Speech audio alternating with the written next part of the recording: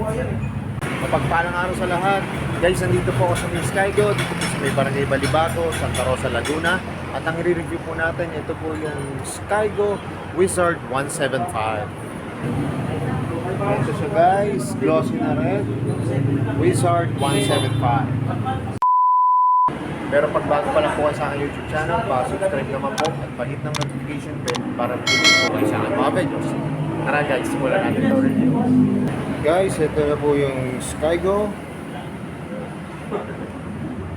Wizard 175. Euro 3 na po siya.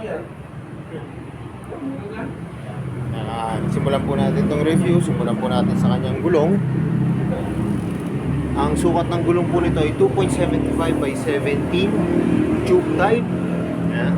Kita nyo naman yung spike. Ganda po, makapit to. U1 yung brand ng kanyang gulong. Drum brake po yung harap niya na glossy na gray.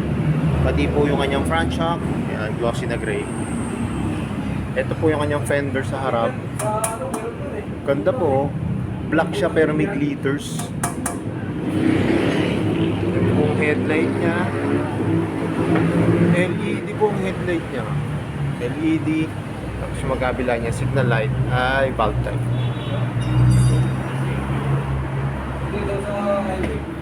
Likod na gulong. Ang sukat naman po ay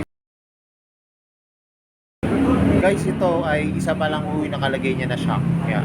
Pero dalawa po ito. Hindi lang po naka-install yung isa. Ang kulay naman po ay glossy na black.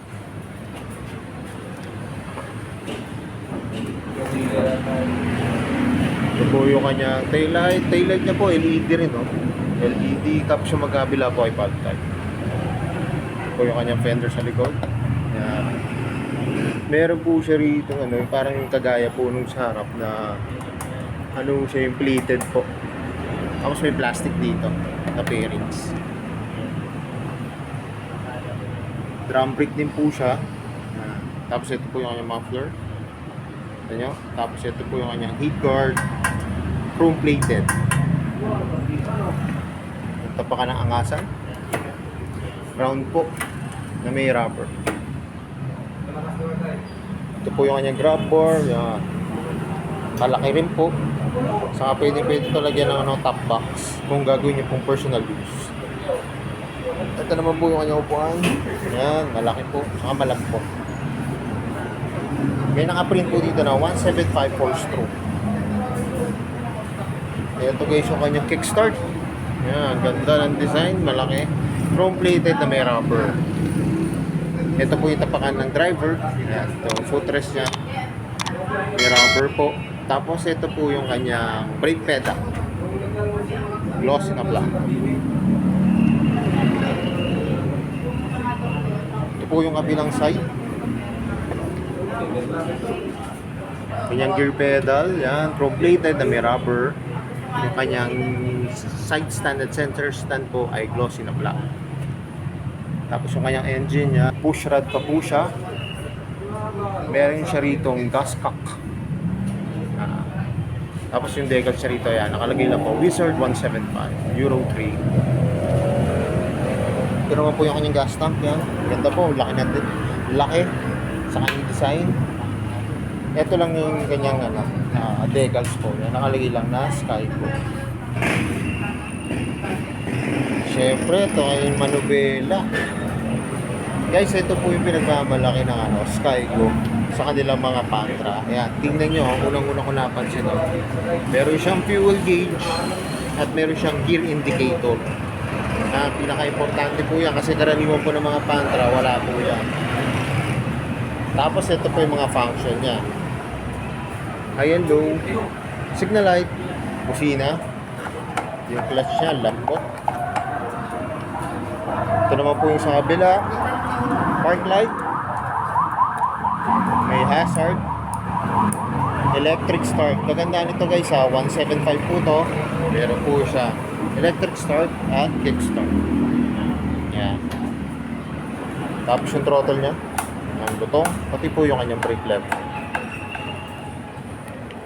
Ito guys yung kanyang susi. Ayan. Maliit lang siya, tapos may naka-engrave na Skygo. Yun nga po, kagaya ng sinabi ko, makikita nyo po sa kanyang gauge panel ay ito po, yung fuel gauge, gear indicator, yung bilis nyo po, kilometers, yung RPM, tapos yung kanyang signal light. Tapos pagka naka-ayan po kayo. Tapos guys, ito pa yung magandang features nito. May USB port siya. Ayan o, ganda o. Hindi na kayo magpapa-install. Kaya may USB port na siya. Gagawin nyo na lang po, bibili na lang po kayo dito sa side mirror na CP holder para po pag mag-charge kayo. So yun guys, kita nyo naman no? Ito po yung Pantrang kompleto. Yan. Ito na yung inaabangan ko. Sasakyan ko na tong Skygo Wizard 175.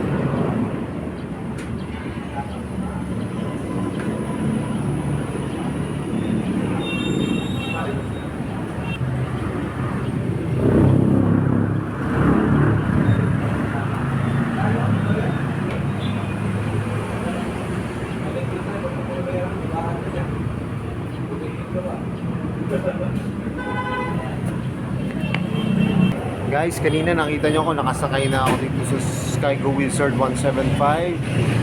Unang-una po, komportable po yung upuan, malambot. Tapos isa lang po ang rear shock niya, kaya mababa po siya. Pero pag gagawin nyo naman po siyang pang negosyo, service po ng kakabitan po ng tricycle, mas maganda po, dalawahin nyo na po. Yan, dalawa na po yung kanyang shock.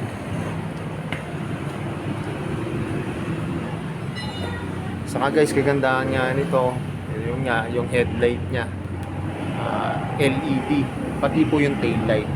Saka meron po siya ritong lock, kung gusto niyo i-lock yung inyong manubela. Saka napansin ko rin, meron siya ritong sabitan. Pwede niyo po itong sabitan ng helmet, kung gagawin niyo lang po personal use. So yun, alam ko, ito na yung inaabangan nyo, magkano pa ngayon itong Skygo Wizard 175. Guys, dito po sa may Skygo, Barangay Balibago, Santa Rosa, Laguna, ito po yung kanyang cash price. Pero pagka i-spot cash nyo po to, magiging 48,000 na lang po yan. Saka naka-promo po sila ngayon, yan. 0 down payment po sila. Ito naman po yung kanyang 3 years po. 2,566 pesos. Yan guys, so imagine niyo 50,000 po to paghulugan. Pero pagka spot cash po, aabot na lang po siya na 48,000 less 2,000 po. Yan. Sa ganitong unit, gaya nga po niya, 175 na siya. Mataas ang CC niya. Yung kanyang gauge panel, kompleto po. Ito po yung hinahanap lahat po ng nagmumotor po ng ganitong klaseng motor na Pantra. Yan ang mga kailangan po nila, yung gauge panel saka gear indicator. Kasi nga po, yung ibang brand, wala po nga. Tapos dinagdagan pa po nila, yan, may USB port. Magandang features po ito ng motor. Kaya ako naghahanap po ngayon ng Pantra. Okay, so pasyalan nyo na dito sa may Barangay Balibago, Santa Rosa, Laguna, itong Skygo. Available po nila itong Skygo Wizard 175. Meron din po silang 125. Saka yung 150 na Skygo. Kasi guys, mas maganda kung makikita nyo na actual unit, mas ma-appreciate nyo po siya. So yun guys, hanggang dito na lang. Kung bago lang po kayo sa aking YouTube channel, subscribe naman po at pahit ang notification bell para updated po kayo sa aking mga videos. At salamat nga po pala dito sa may Skygo, dito po sa may Barangay Balibago, Santa Rosa, Laguna. At nare-review ko po yung mga motor nyo. More says to come, kaya na lagi po sinasabi, ingat po palagi, ride safe always, and God bless po. Palike and share na rin po ng aking mga videos at lagi natin tatandaan, mahal tayo ng Diyos. Bye-bye!